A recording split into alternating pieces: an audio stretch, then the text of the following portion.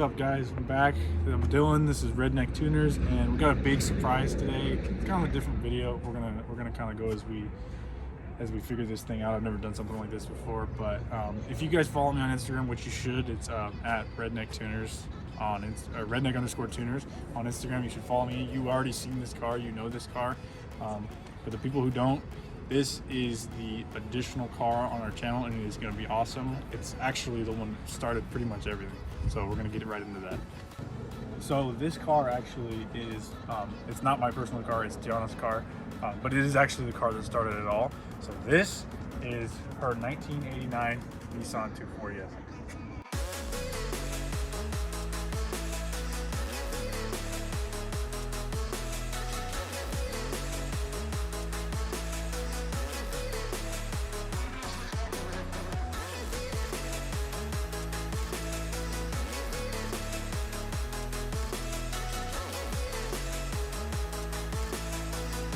So this is the single cam, the KA24E.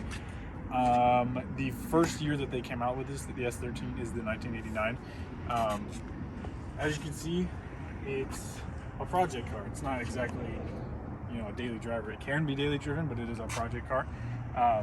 This car started it all, man. This really showed me that I could actually take care of business, work on the cars.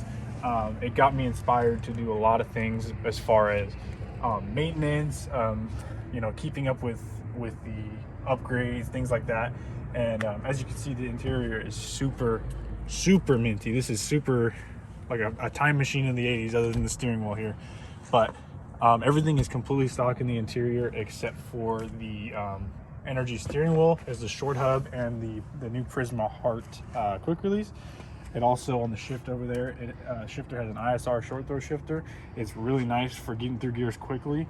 I would actually recommend getting one. I don't have one on my car. I have the stock long throw, and it's just not as good. So this actually is a full powered window, powered locks, power mirrors car with the sunroof. I believe it's the SE model. It has everything. The interior is fully complete.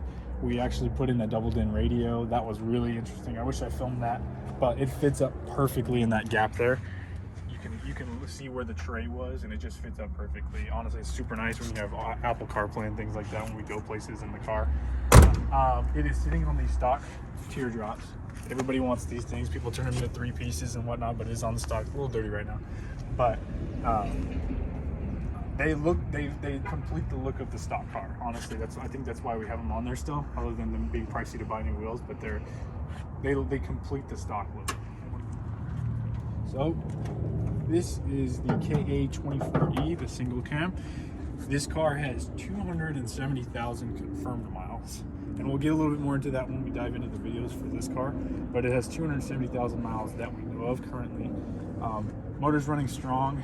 A couple things to note right off the bat are the intake piping here. It is ripped, so we just have the insulating foil kind of deal here sitting there, just so we can drive it temporarily until we get a better fix. Other things to note while we're up here and we can talk about it.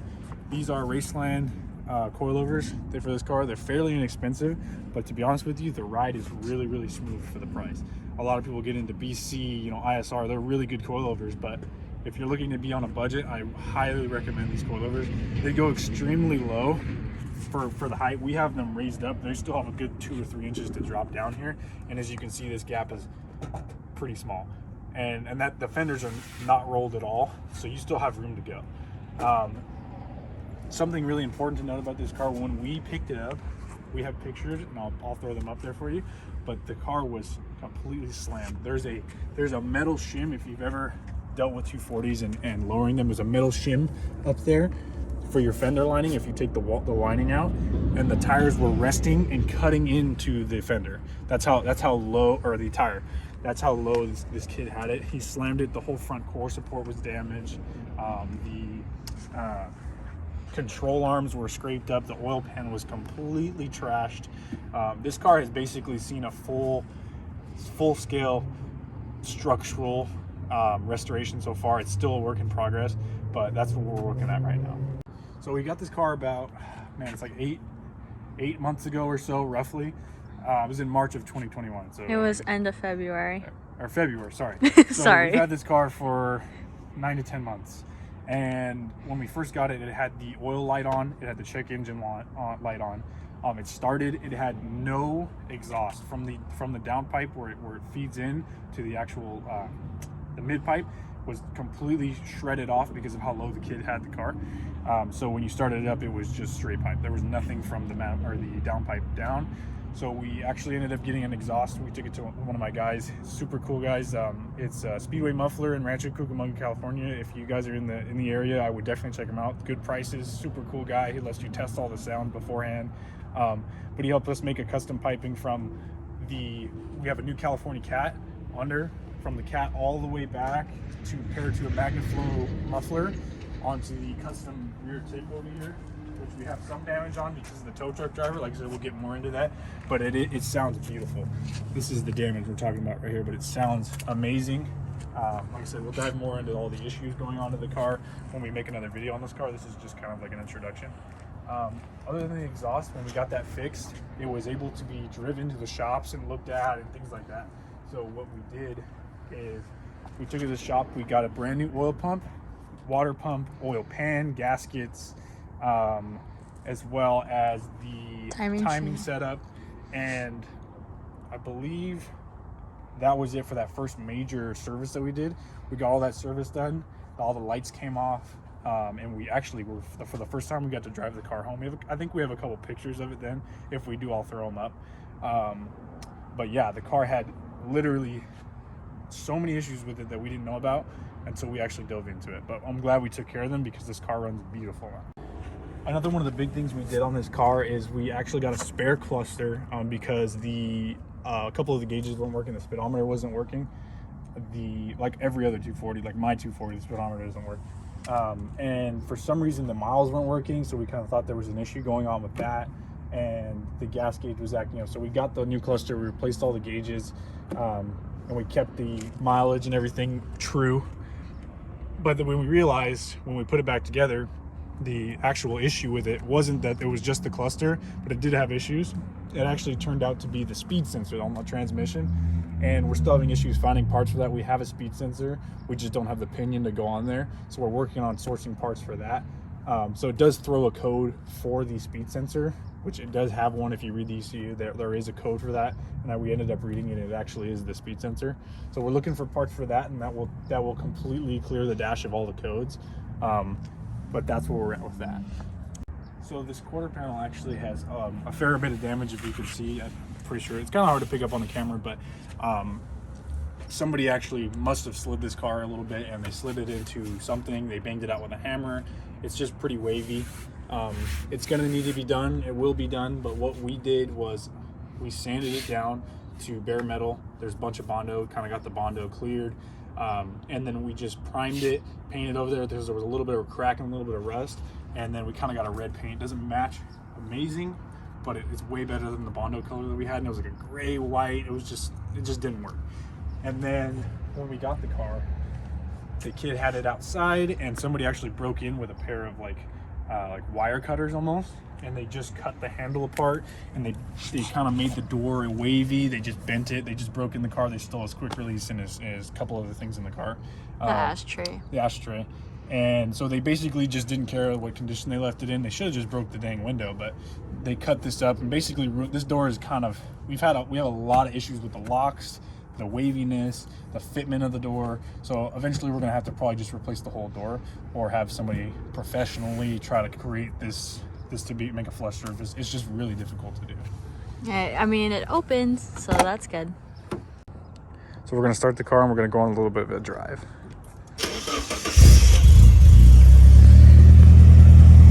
So that's that MagnaFlow muffler we have. It's a really sweet sound. The car's been warmed up for a while. We actually drove it a lot today, so we're gonna just go take it on a drive, let you know how it sounds and dries, and you can see it in person.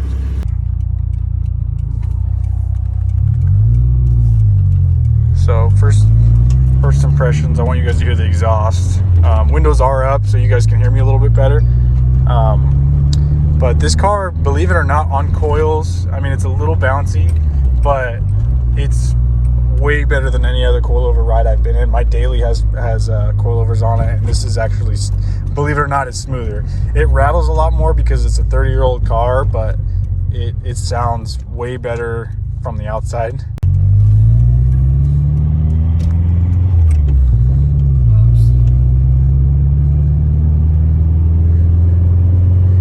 So we installed the blue LEDs in her cluster.